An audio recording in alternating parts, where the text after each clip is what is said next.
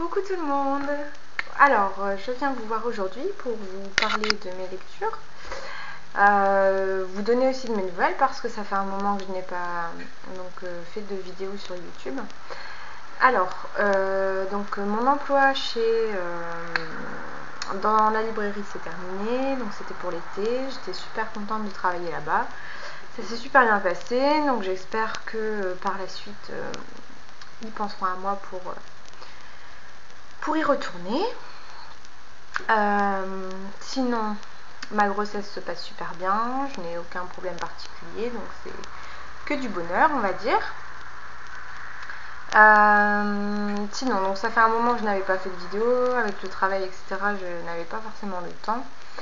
Et puis, par contre, j'ai eu le temps de lire plein de choses. Donc ceux qui me suivent sur Livre Addict pourront voir mes lectures passer. Par contre, je n'ai pas forcément les livres sous la main parce que je les avais empruntés donc là où je travaillais, et donc je les lisais pendant mes pauses, ce qui était génial parce que je pouvais découvrir plein de livres sans me préoccuper de l'achat du livre. Voilà, donc c'était quelque chose de génial. Donc partons sur mes lectures. Alors, je vais essayer de voir avec le profil sur Livre Addict ce que j'ai pu lire pendant tout ce temps où j'étais absente. Donc, ouais,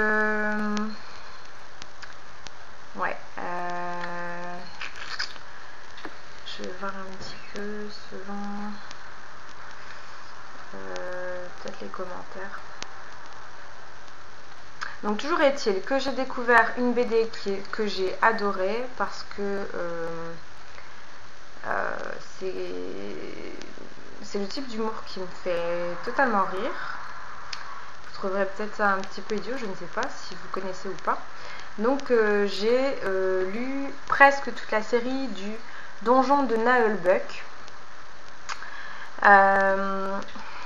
Donc c'est vraiment en fait ce sont des personnages comme des personnages qui ont donc des caractéristiques, des capacités, etc., comme dans les jeux de rôle. Et ces aventuriers donc ne se connaissent pas, mais ils doivent ils font partie de la même équipe pour retrouver donc une statuette dans un donjon, donc le donjon de Naheulbeuk. Donc c'est vraiment un humour spécial, mais bon, qui m'a fait beaucoup rire. Je vous laisse découvrir. Donc si vous voulez découvrir la BD, vous pouvez lire le premier tome, vous verrez de quoi ça parle et quel genre d'humour je veux dire. Donc je vais vous lire le synopsis donc sur Livre Addict. Bon alors, vous en avez marre des trucs sérieux, des héros héroïques, des compagnies propres sur elles, alors voici l'histoire d'un groupe d'aventuriers pas comme les autres. Entrez avec eux dans le donjon de Naheulbeuk à la recherche de la dernière statuette de Gladulfera qui permettra l'accomplissement de la prophétie. Donc il y a plusieurs personnages, donc il y a un nain, un elfe, enfin une elfe, un barbare, un voleur, une magicienne, un machin vert, pas un ogre mais enfin c'est une espèce d'ogre, je sais plus comment on dit, enfin bref, et il y en a un ranger aussi. Voilà, donc ils sont 1, 2, 3, 4, 5, 6, 7 personnages donc pour cette mission. Alors c'est vraiment, ils sont vraiment des débutants en ce qui concerne l'aventure, donc ils sont pas très doués, ils font plein de bêtises, enfin j'ai trouvé ça drôle. Donc en fait cette BD est inspirée en fait normalement ce sont des documents audio. Donc les documents audio on peut les écouter si vous voulez sur YouTube. Vous pouvez voir aussi quel genre d'humour c'est et comment c'est raconté. Les personnes qui ont écouté d'abord le fichier audio préféreront peut-être le fichier audio. Ceci dit, moi j'ai découvert la BD en premier, donc avec les images que j'aime beaucoup parce que les dessins sont très colorés et très beaux à mon goût. Et bien j'ai préféré la BD. Mais bon, de l'écouter, c'est pas mal aussi. Je trouve ça assez drôle. Donc voilà ce que j'ai découvert quand je travaillais. Ça m'a toujours intriguée en fait. Quand je rangeais des BD, je regardais tout le temps cette BD là parce que la couverture m'attirait. Et je m'y suis mise et c'est dommage, j'ai pas lu les 2 derniers tomes. Mais bon, peut-être par la suite je les trouverai en bibliothèque. Ensuite, qu'est-ce que j'ai lu? J'ai commencé à lire Les Trolls de Troie. Donc ça j'ai beaucoup moins aimé. Je trouve ça très gore, même si on finit par s'y faire, mais c'est très sanglant donc je veux dire c'est pas mal, mais les dessins, je suis pas trop attirée par les dessins et l'histoire est intéressante en elle-même, mais bon, il faut s'habituer à ce que les trolls mangent des humains. Enfin, c'est un peu particulier à mon goût. Donc j'en ai lu que 2. Je préférais lire le donjon de Naheulbeuk plutôt que de lire les trolls, forcément. Ensuite, qu'est-ce que j'ai lu? Alors, oui, j'ai lu L'ombre du vent de Carlos Ruiz Zafón.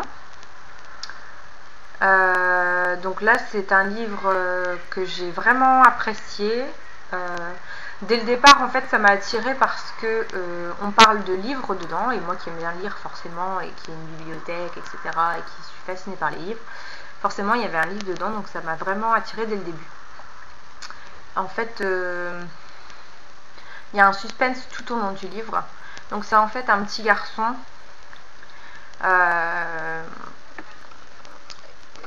dont le père va lui faire visiter un cimetière de livres oubliés. Et en fait, il aura droit à choisir un livre. Donc il choisit son livre et en fait, il se rend compte que c'est d'une personne dont on a brûlé tous les autres livres. Et en fait, petit à petit, il va mener une enquête sur l'auteur de ce livre. Et donc l'enquête va l'entraîner dans une histoire assez dangereuse pour lui et pour le livre qu'il détient, parce qu'en fait c'est l'un des derniers. Donc on va lui proposer de lui acheter, mais il va refuser, il va garder ce livre et en fait il va découvrir l'histoire jusqu'au bout de ce livre. Et donc le personnage,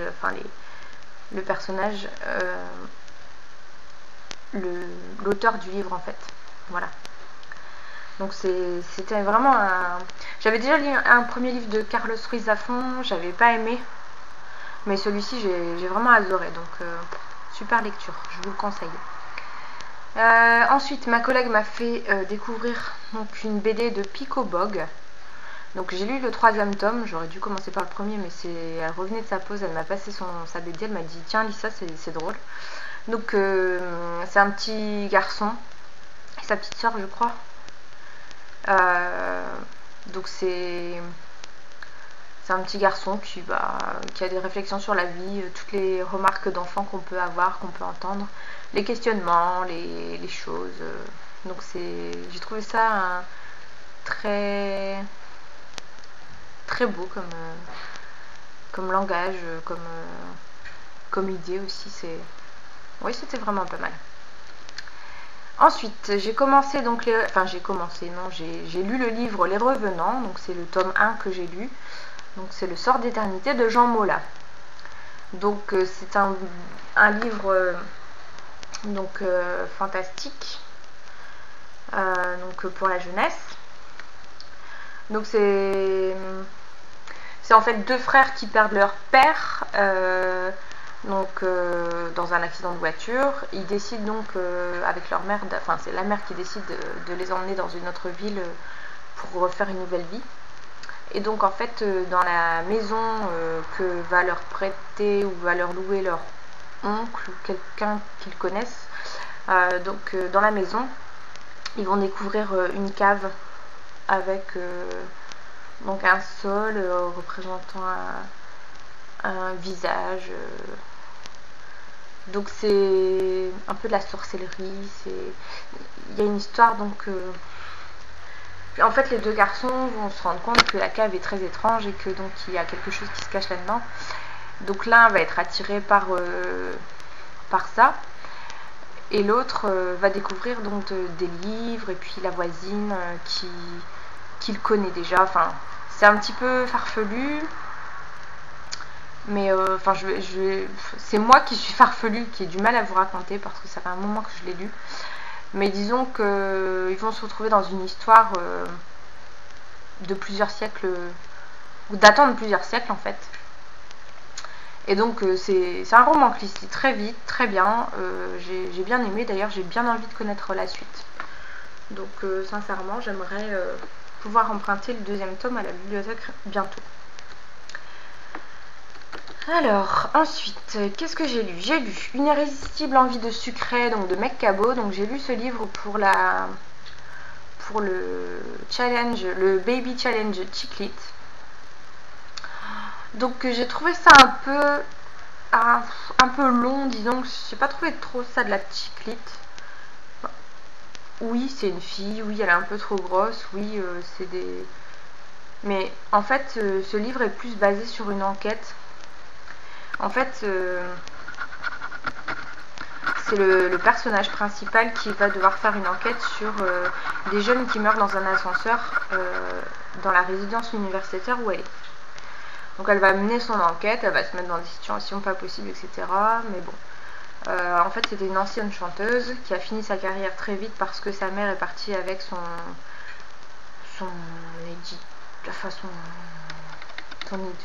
éditeur, mais enfin bref. Et donc sa carrière a cessé, donc elle a dû se réfugier chez le frère de son ex qui la loge gratuitement en échange de quelques services.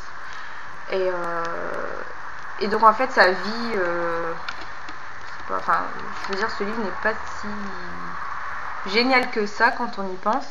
Il y a juste en fait l'intrigue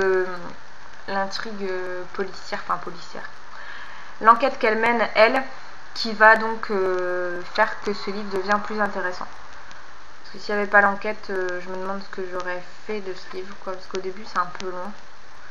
Et en fait, c'est grâce à l'enquête que tout remonte et qu'on a envie de continuer la lecture de ce livre. Bon, ceci dit, j'ai bien aimé quand même. Donc ça se laisse lire, c'est sympa quoi comme lecture. Je ne vais pas dire que c'est génial, mais j'ai bien aimé quand même. Donc pour le deuxième tome, ce sera une irrésistible envie d'aimer. Et en fait, je dois bientôt l'avoir. Je vais aller à la librairie bientôt pour l'acheter. Pour le challenge. Je ne l'ai pas trouvé en bibliothèque et malheureusement, ils ne l'ont pas. Donc je vais devoir l'acheter, mais je compte le refourguer. Parce que j'ai pas envie de garder ce genre de livre qui ne me plaise pas plus que ça. Donc voilà pour ça. Ensuite, oui, j'ai lu le tome 3 des mondes des Willan. Donc les tentacules du mal, pardon, de Pierre Bottero. Donc c'est la fin de... C'est la fin.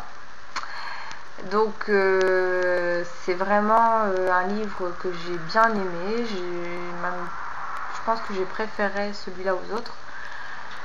C'est plein d'émotions et je regrette que l'histoire se termine là parce que j'aurais bien aimé avoir d'autres aventures, lire d'autres aventures des Willan et de Salim. Et bon, c'est vraiment pas mal. J'ai bien aimé toute cette petite série là, c'était vraiment sympa. Donc si vous hésitez à la lire, bah, lisez-la parce que c'est vraiment pas mal. Ensuite, j'ai lu donc L'enfant de Noé de Eric Emmanuel Schmitt. Donc ça c'est un livre vraiment très très bien, plein de tendresse. Je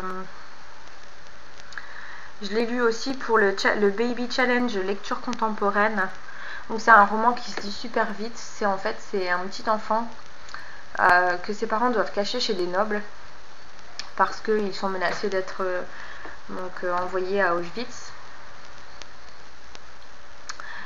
Et puis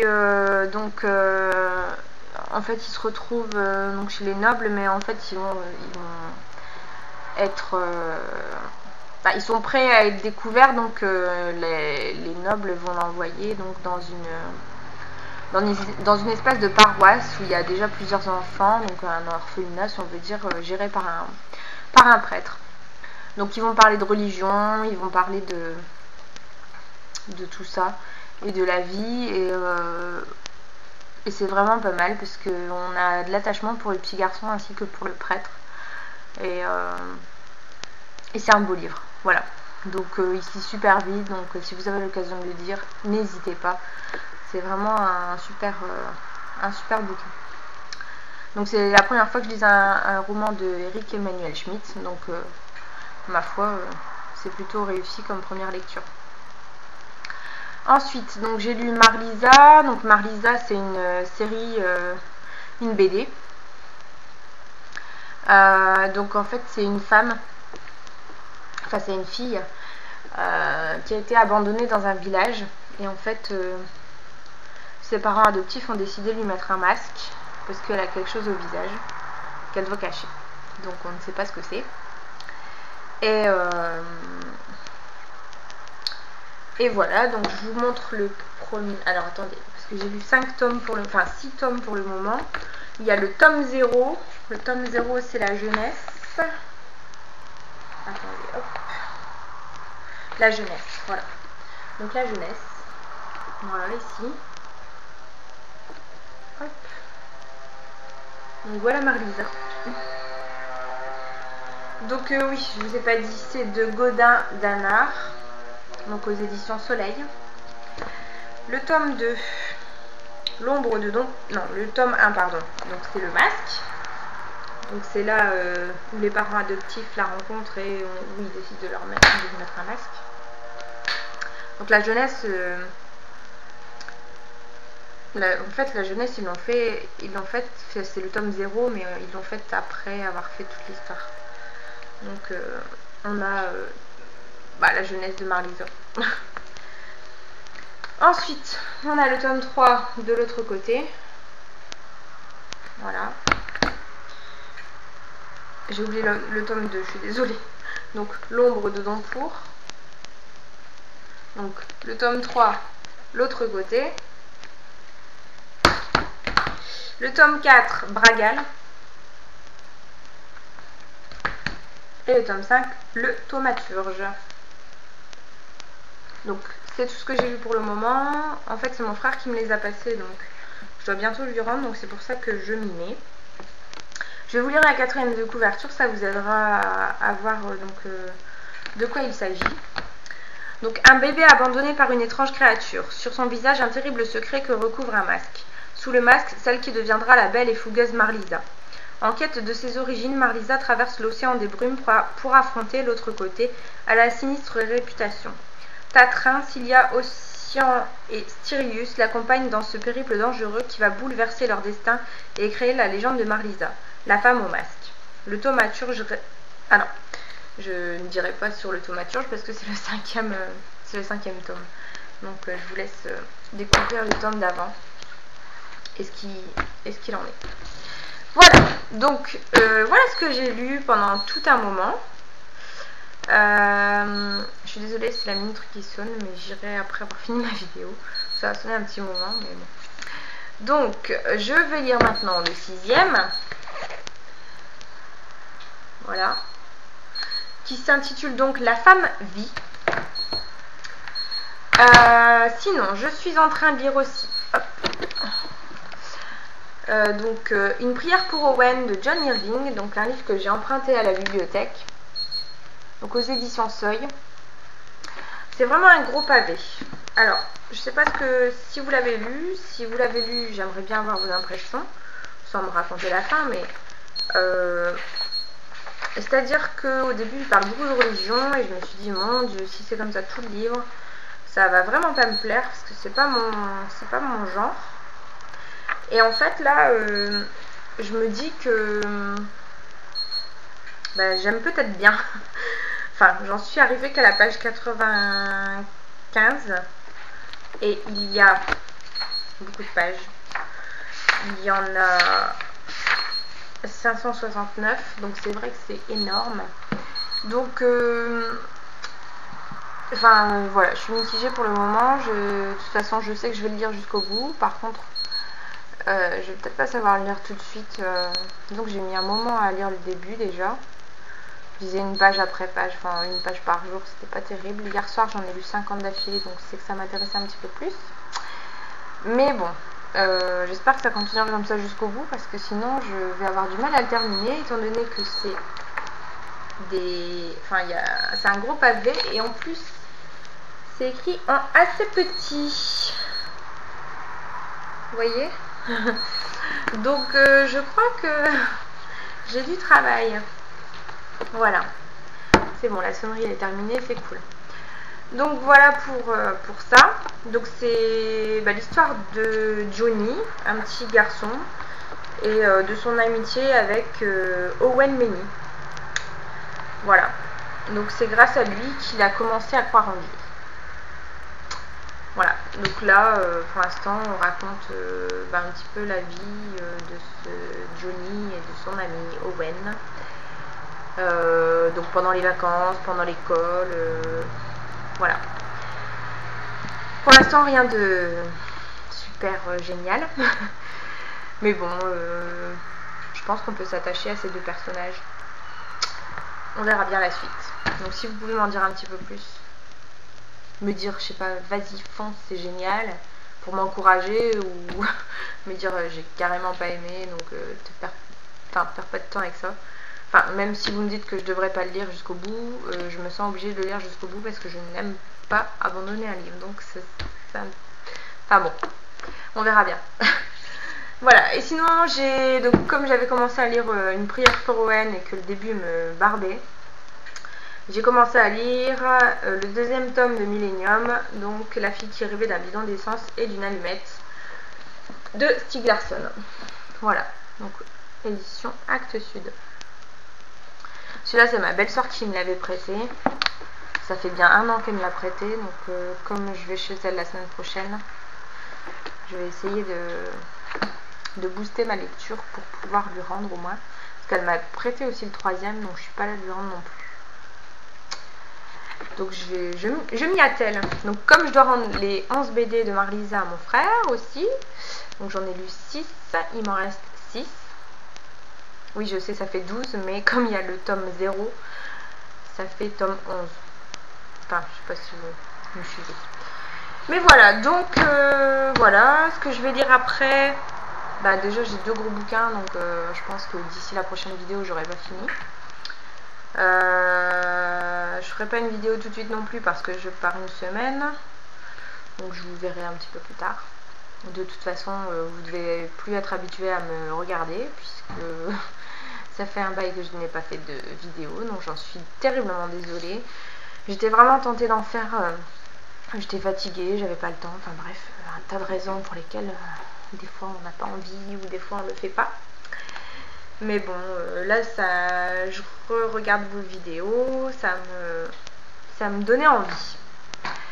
Voilà, écoutez, je vous fais de gros bisous, j'espère que vous allez tous bien. Et puis je vous dis à très bientôt. Ciao ciao. Désolée aussi pour la longueur de la vidéo, mais j'avais un tas de choses à vous raconter. Voilà. En tout cas, je n'ai pas chômé pour les lectures. Bon allez, à très bientôt. Au revoir.